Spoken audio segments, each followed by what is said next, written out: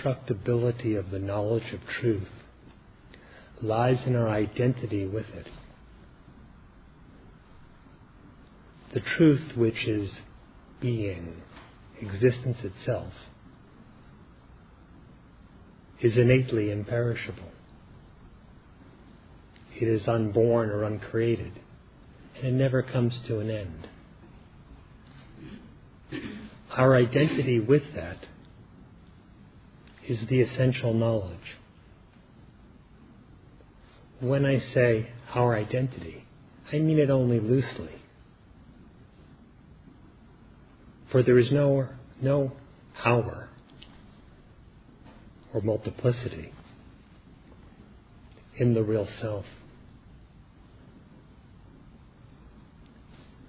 Multiplicity is only imagined, a product of delusion, while existence itself is indivisible.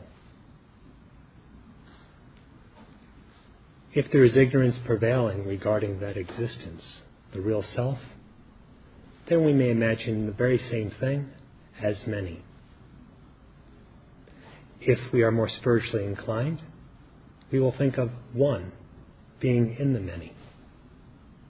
If we take a still higher view, we will think of many in the one. But if we know ourselves as we are, it is indivisible. Just one self, one existence, which is simultaneously of the nature of perfect bliss and consciousness. The knowledge of identity, of what we are, is what is essential. So the Maharshi's instruction is consistently one of self-knowledge. And the advice for spiritual practice is to deeply inquire as to, within yourself, who am I?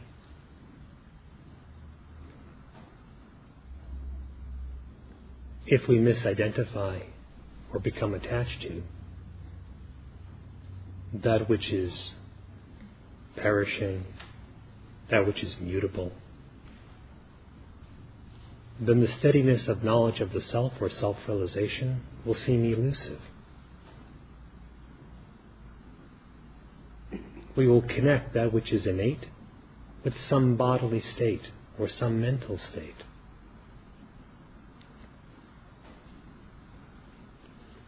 But if we know ourselves as we are, beyond what is changeful, transcendent over definition by the body, by the mind, or even as an individual entity or ego, then we find the realization, the knowledge of truth, innately steady.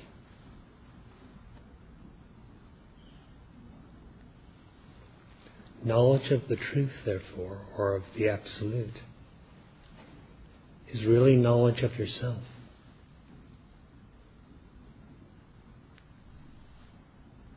How could one not know himself? Is there some distance, some chasm between yourself and yourself?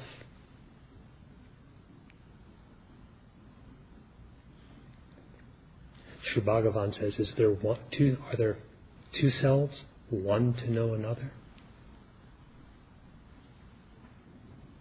Again he says, I know myself, I do not know myself. Both statements are a matter for laughter.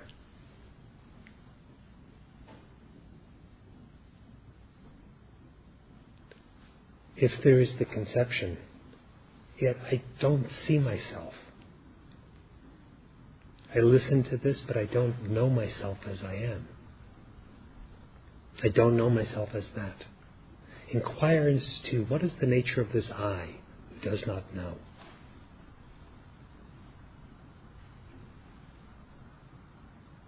Is that I a body?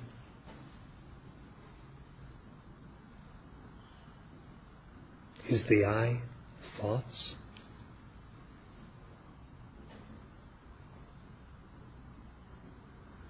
Who is it that it says, I experience or I know a body, my thoughts, the world, and such?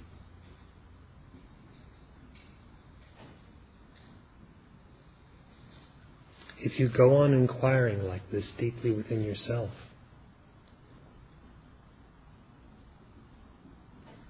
the misidentification with what is unreal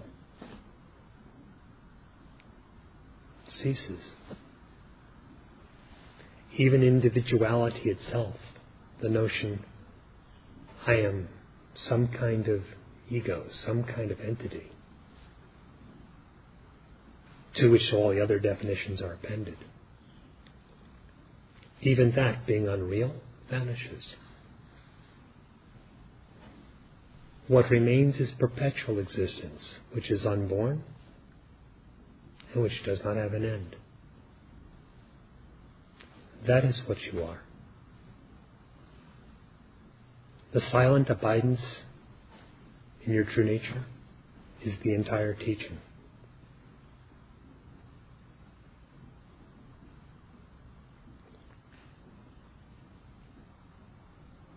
All other explanations are merely auxiliary argument.